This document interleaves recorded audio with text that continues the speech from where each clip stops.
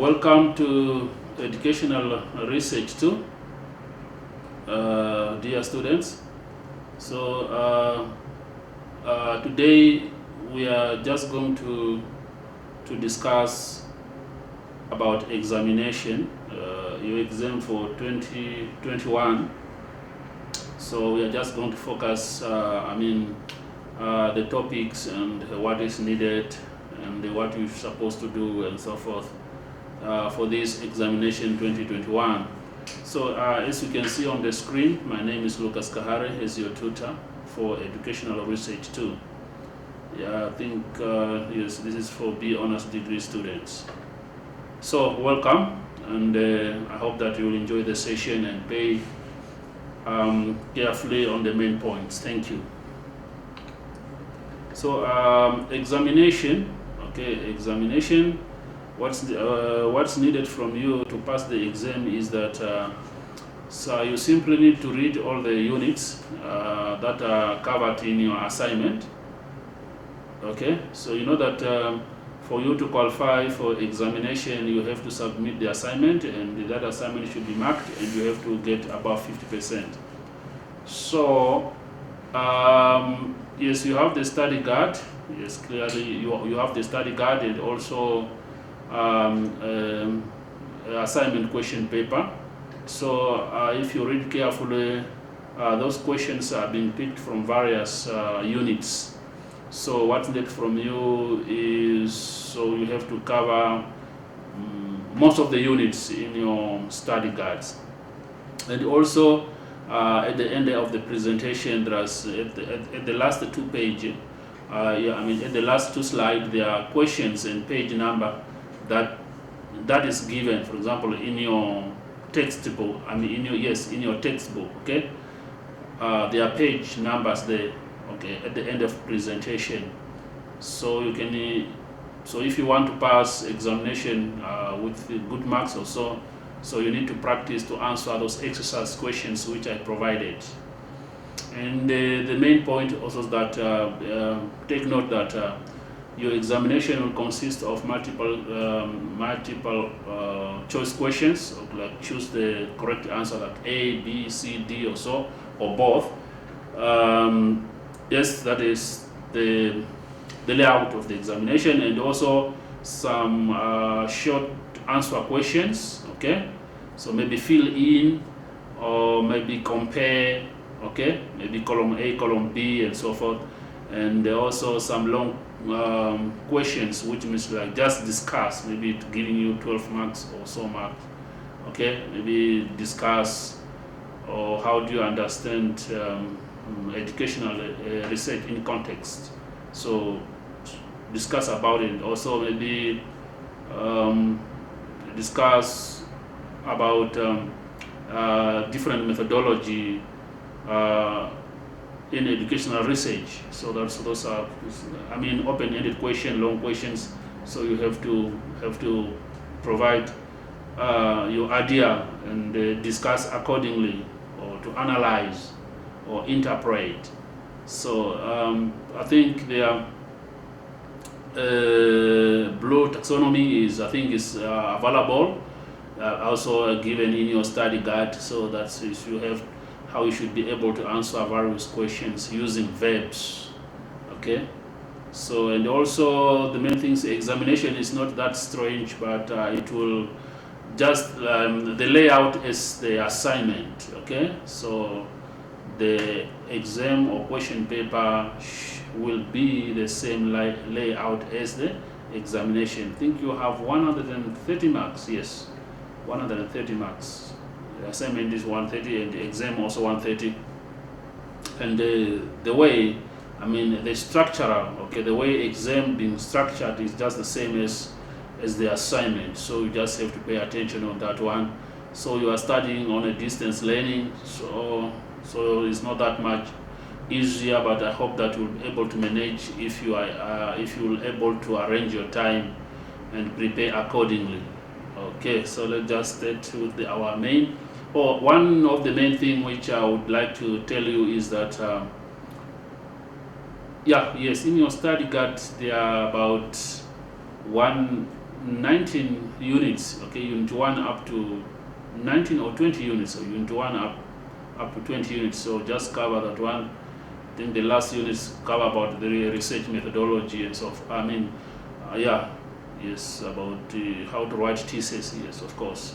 The last opportunity, the unit and the first unit, I think we're just going to talk about maybe just basic of just introduction to educational research, okay, talk about maybe what limits the research, okay, and the type of research that we need to carry and so forth.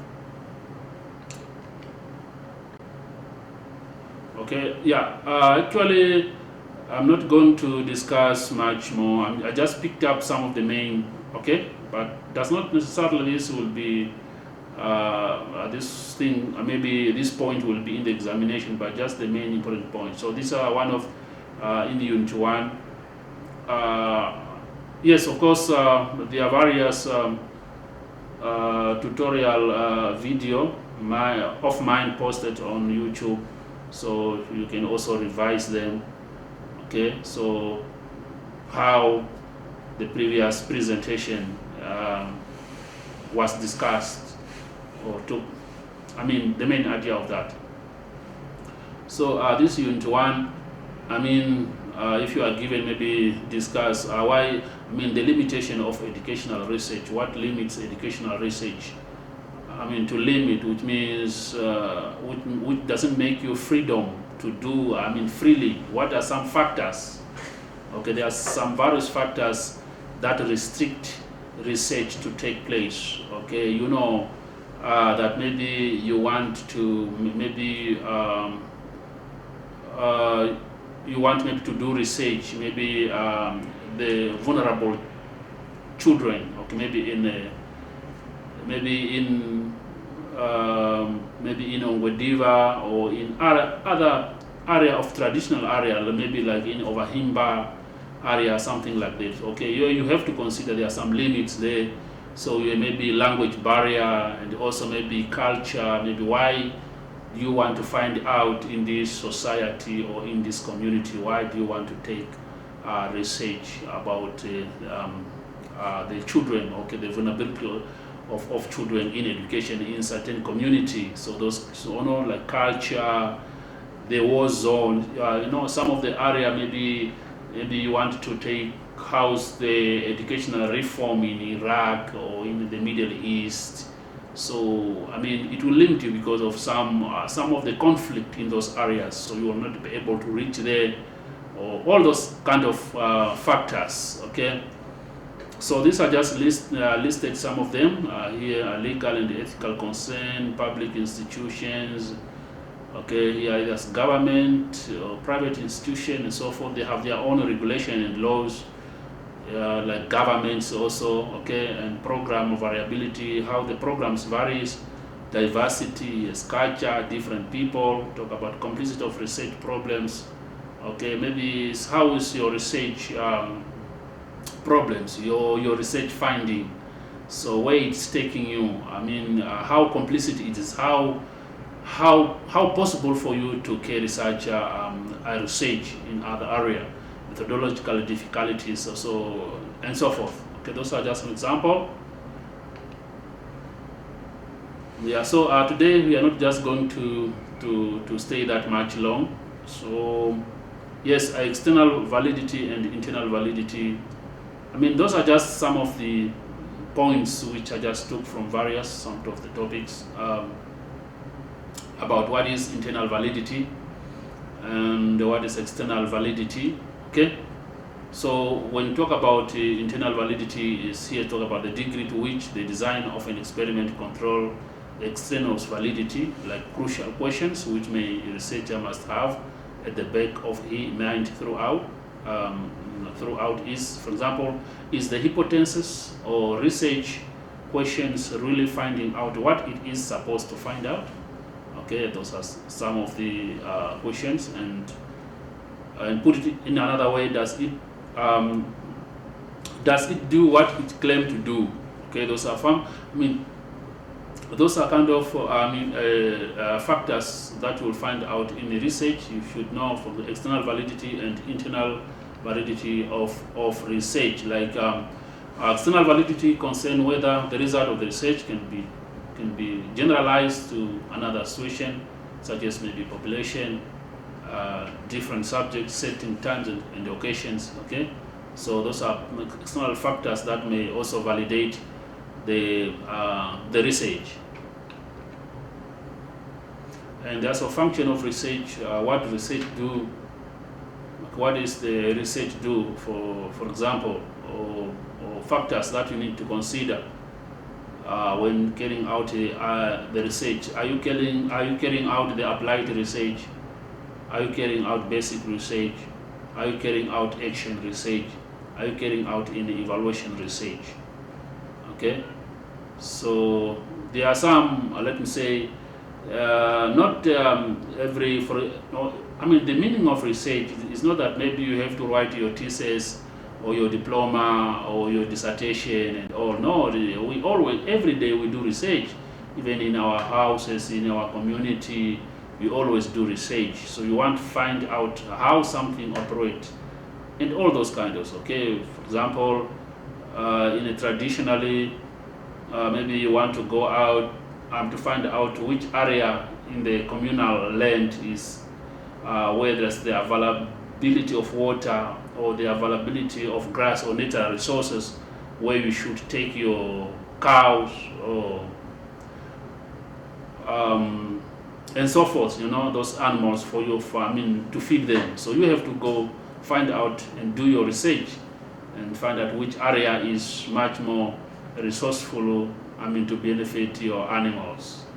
So now, when we talk about that now, for example, as a teacher, yes, when you are in the class, you are teaching in the class, yes, you can also do those, you have to observe how learners or students are reacting in your class. Are they able to understand what you are teaching, or are they able to understand the materials? So those are type of like basic research, okay, some basic research. Or either maybe you are an inspector and you just have to go in your circuit, given circuit, and to find out how teachers are performing in their subject or in their courses and so forth, or maybe how the principal in those in that circuit.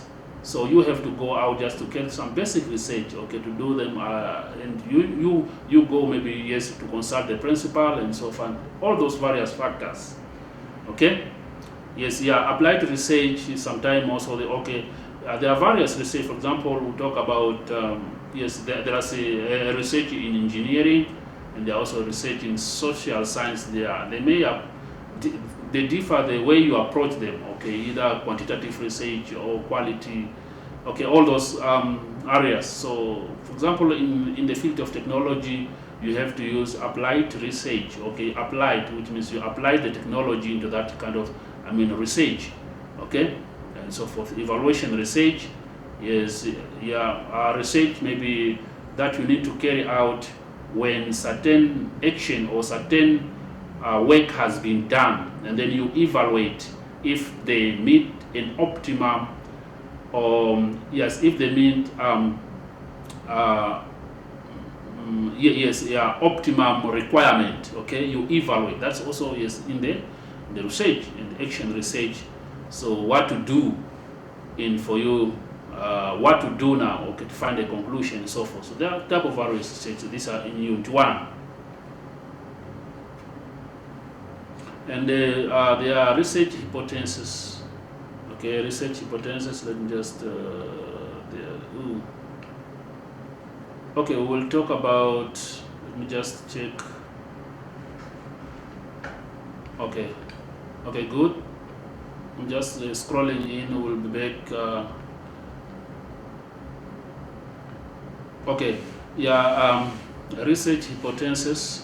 So in research, even you do a lot of, for example, if you are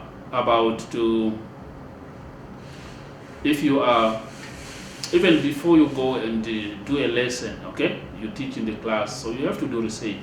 So teachers do much research each and every day. So you find out which topic are you going to teach and how are you going to teach it. Okay, for example, an experiment. Okay, you come up with an experiment, maybe to test maybe sodium chloride. Okay, maybe how to make a simple experiment, just how to make a sodium chloride salt in the lab. Okay, so so you come up with that problem. So and then you do, okay, from there, yes, I have to get these products, yes, material available, you have to plan, yes, you have to get the equipment, yes, the test tubes and so forth, yes, the burner, and all those kind of stuff. Okay, and the end is that when you mix maybe sodium with, yes, and certain elements like chloride, maybe you are going to make a sodium chloride. So that's from there you'll be able to conclude. So then we're talking about research hypothesis and null hypothesis. I think yes, as we go further, we will meet. Yeah, there's some much more explanation on that one. So research hypothesis refer to the relationship or the absence thereof between two or more variable that the researcher is what is interested in. Okay, null hypothesis is when we hypothesize that there will be no difference between groups or no consistent relationship between variable, or more generally no pattern in the area. So yeah, that is, we'll talk about it. It is, for example, when you let me say you are mixing two components, like those maybe certain elements in the laboratory, like maybe yes, sodium. Okay, you know that yes, I mean those who are teaching natural science. Okay, practically you do some of the experiments yes, in the lab. Okay, let me just say it like that. So you want to prove maybe the experiment of evaporation and so forth. Maybe yes, you take salt and you mix it in water, and then you evaporate it, and what is there, the result that you are expecting. So you are expecting that when all the waters have been evaporated, what will be left is salt. Okay, so and also in other words, so either they are true or false. Okay, so that's what you are expecting. Okay, hypothesis of your research. Okay, so that, as I said, that the teachers every day they do research. You involve in various type of research. When you do experiment, you go teach and so forth. So yeah, we'll just come much more on this one, much more. Hypothesis is one that states there is a statistically significant relationship between two variables. Yes, of course there are two variables. Okay, there are two variables that you need to compare. Okay, so variable, you know, the things which always change. A formulation of research problem and research questions for mixed method research. Like quantitative research question or hypothesis use terms like describe, compare, or relate. And qualitative research method, you use words like describe, explore, understand central phenomena to be explored. Yes, those are such of, also you understand the yes, research methodology. Okay, quantitative research, qualitative research, mixed research, and so forth. Like this is a mixed research, is just a mixture of quantitative and qualitative research, mixed research. Some of the things you will be able to do it maybe during the interview, you collect data. Some of them, yes, you have to analyze using statistical data and so forth. Okay, so mixed research. So those are also, you have to understand, and then you have just to compare what is quantitative and qualitative research, and that's also one of the main things that we need to take note of. So dimension of quantitative designs and participant, subject, and samplings. So know that the difference between unity of study and unity of analysis. Okay, know that one. What's the unity of study and unity of analysis? Okay, so unity of study is a phenomena or participant or subject or object upon which the study or experiment are carried out. And the unit of analysis is the major entity that is being analyzed in a study. So this is what or who that is being studied. Unit of analysis, individual. For example, maybe you want to unit of study. You want to study about the performance of of students. Okay, the performance of students. Unit of study. Then analysis. Then you have now to take, okay, those students, female or male, okay, that's units of analysis. So you take not maybe particular group within to analyze in order for you to get your findings. Okay, so that is a unit of analysis consists of maybe you study individual of that group, okay, and so forth. So know that one, the difference. And also population and samples, and probability and non-probability sampling. So understand also what is a population and what is population sample, and what is probability and non-probability samples. Just differentiate between probability and non-probability. Yes, discuss more into detail. Okay, with various examples. Okay, that's what you need to know in this one. Also, yes, some of the questions. Okay, we'll talk about sampling. Sample, you know that a sample of the population, maybe, you want to study maybe the water, if the water is salt or fresh or salt water. So you have to take sample, not the, for example, in the rivers, it's too much water, so you just take sample and study it. So that characteristic represents what that population is. Okay, that's sample now. Okay, you take big and in a huge population, you just take some of the sample, then you find out, you analyze, you do very same. Yes, of course, you can conclude, you find out that due to those samples, then you can go to, okay, this is what I found. Okay, the water here is salt and this is fresh water. Okay, instead of studying the whole population. Okay, so that is it. For example, maybe you want to find out in that any community what type of food do they eat. So you go various, maybe you find out that maybe you take sample of maybe 200 households, and you find out many of them maybe they cook meat. So from that, yes, you can conclude, okay, according to the sample that you took for that. So as you're sampling, and there's probability sampling and non-probability sampling. So you go into deeper in your study guide about their simple random sampling, systematic, and stratified, and cluster, and non-probability, convenience, quarter, and purposeful. And also you will be aware, take note of also is an exam, maybe you'll be given data, and then for you to draw them into a graph or data called histogram. Okay, yes, you find the intervals of population and how those population or certain object or things appear. Okay, do they appear once? Do they appear three? So you will be given data, then you have to analyze it and then draw a histogram. Okay, so you will have to talk about measure of central tendency, and you have to also to know about measure of variability and measure of relationships. So those are, just have to understand it. Just an example of that is you're given the data in a class interval, and here's a frequency. So let's say this is the age. Okay, maybe yes, you're doing maybe how many people from this certain population.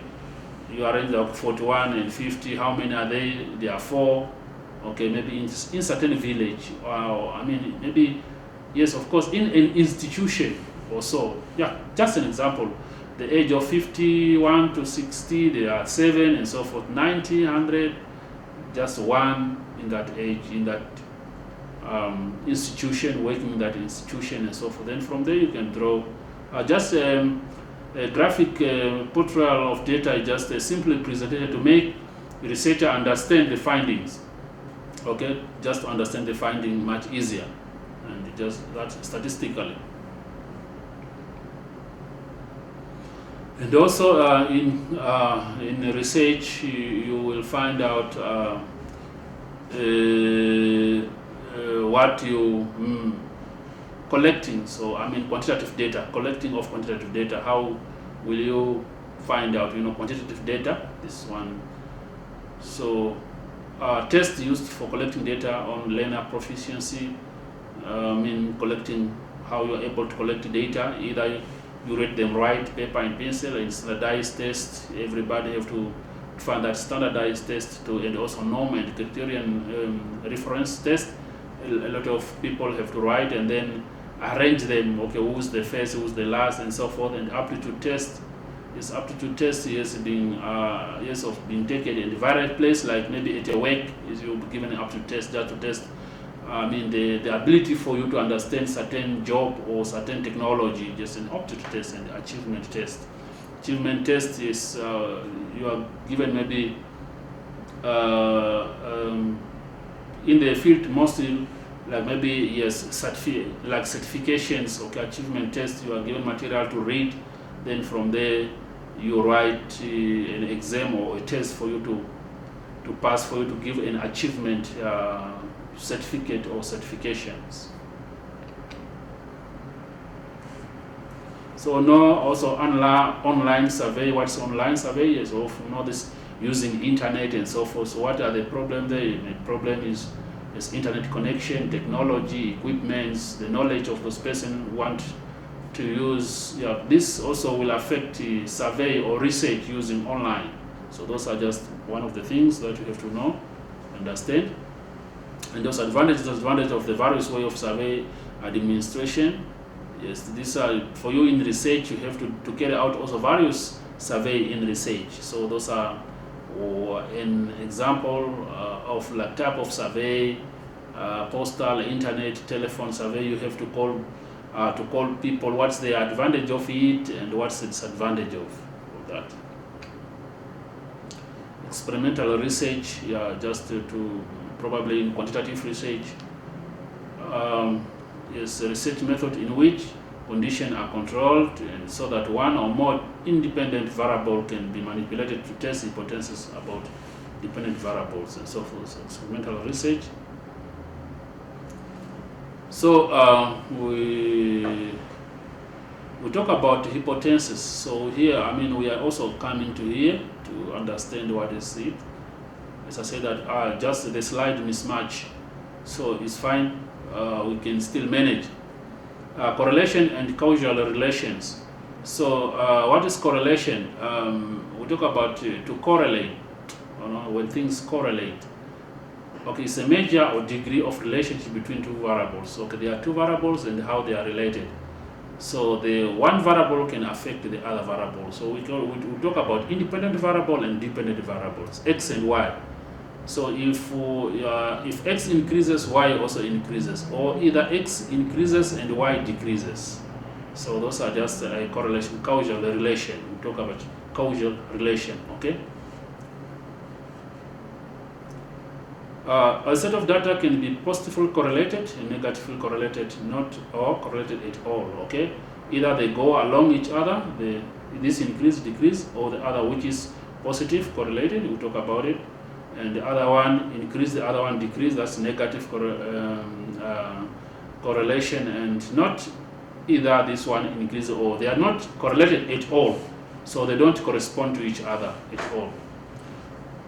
Okay, so talk what is positive correlation.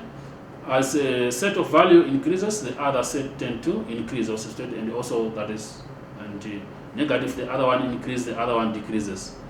Or the change value of one does not affect either the change in value of one set doesn't affect the values of other. Then the variable are said to have no correlation or zero correlation. Okay? Does not affect the other. And causal relation between two events exists if the occurrence of the first cause the other. Okay, the first event is called cause and the second event is called effect. Okay. So here is just an example of just how to explain correlation and causal system. Okay. Okay, this one you see they all go along together. Okay, this is x-axis and this is y-axis. Okay, they are going to along together. So this is positive correlation and here is negative correlation. Okay, you see, this is decreasing. The other one here up, you see that this one's 1 here, and this one's 1, but if we took, and this is 4, okay, and this one's maybe 2, and this is maybe 3.8. Okay, that's negative correlation. One variable increases, the other variable decreases. That's negative correlation. Okay. So here's how talk about correlation. How an example to understand about correlation and causal correlation. That's what talk about. Like here's an example. Like a study shows that there is a negative correlation between student anxiety before a test and the student score on the test. But we cannot say that the anxiety causes a lower score on the test. There could be other reasons. The student may not have studied well, or for example, so the correlation here does not simply does not imply causation. Okay. So here it means that a student wrote a test, okay, you know that there are some anxiety or like fear or something like that and so forth. So now student got low marks. So does not mean that student got low marks because they have that anxiety or fear or maybe too much excited.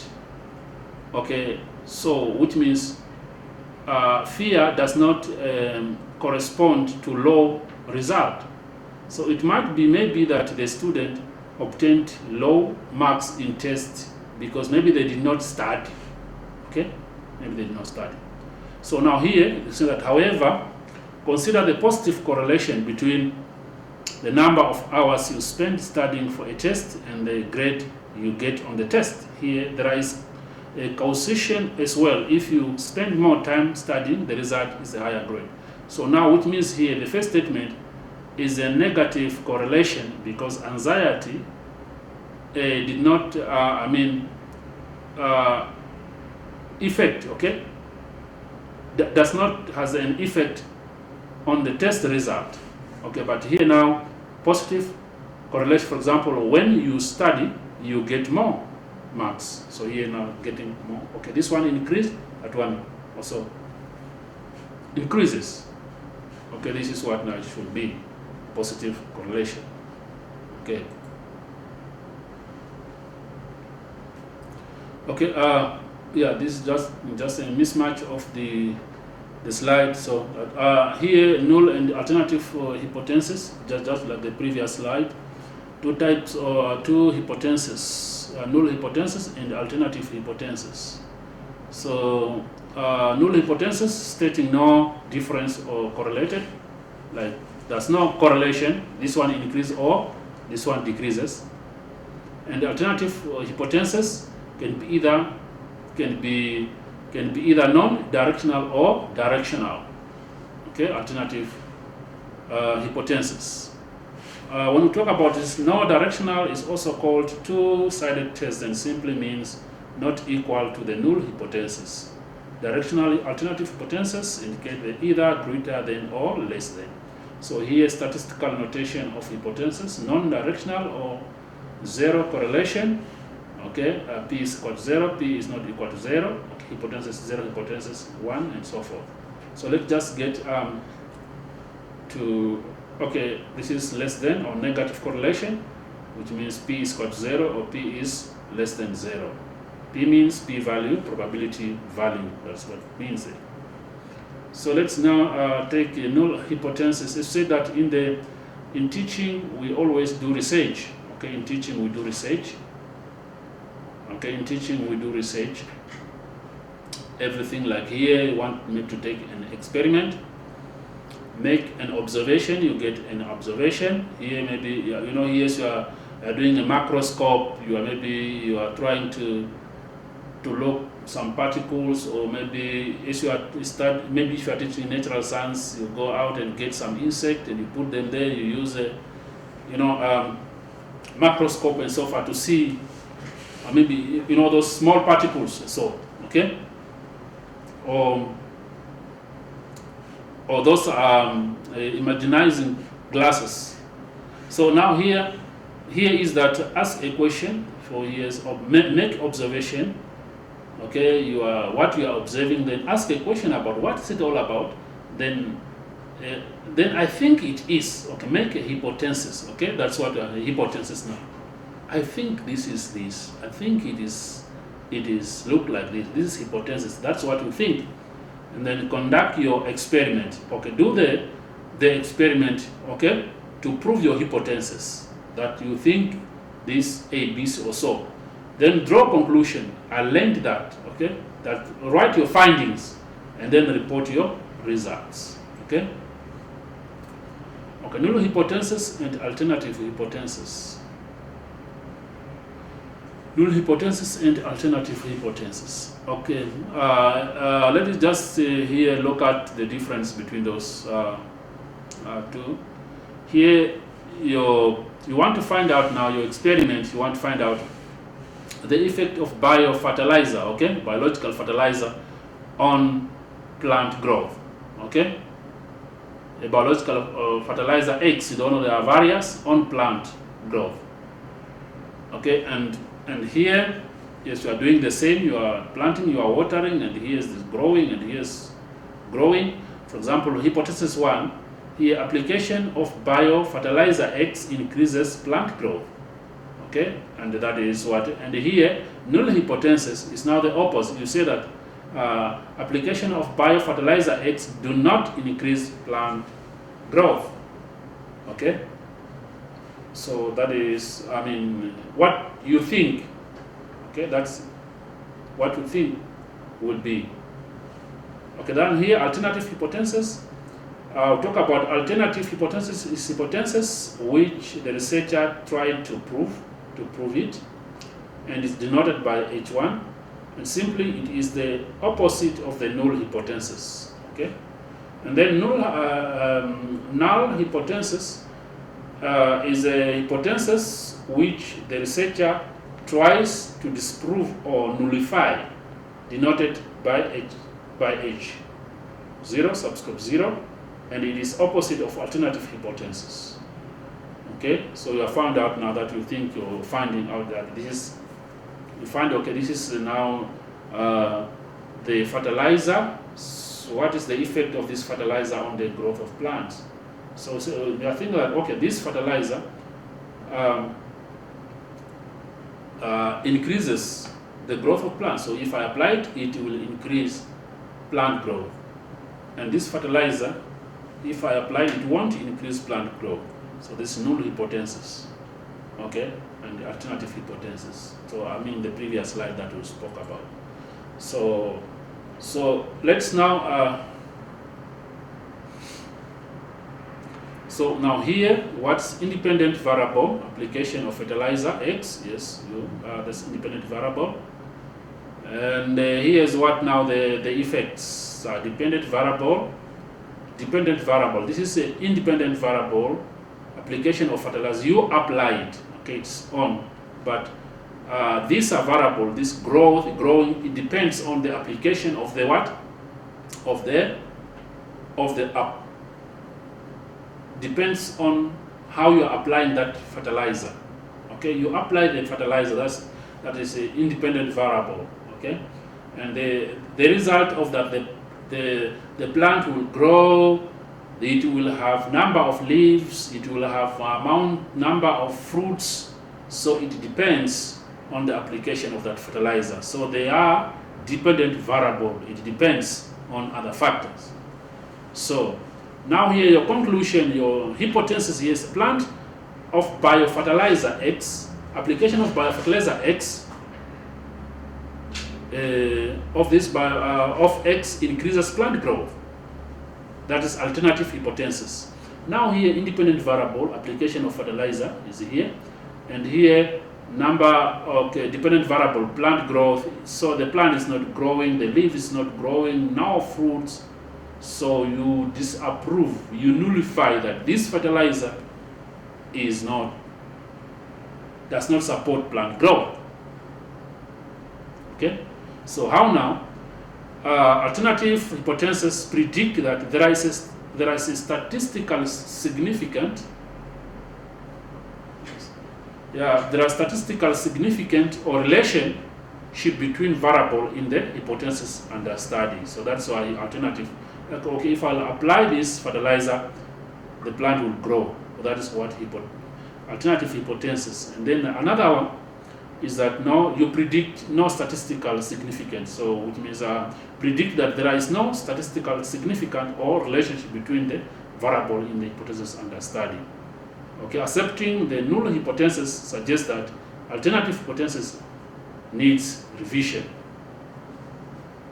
Okay, needs revision because this one, it shows that when you apply this fertilizer, no plant will grow, no fruit, no something. So if it's proven to be true, then you must revisit this, which say when you apply it, it will give me more fruits, it will give me more plant growth and so forth. So it will make you revisit the alternative hypothesis. So this is what now. Okay, also know about a type of error.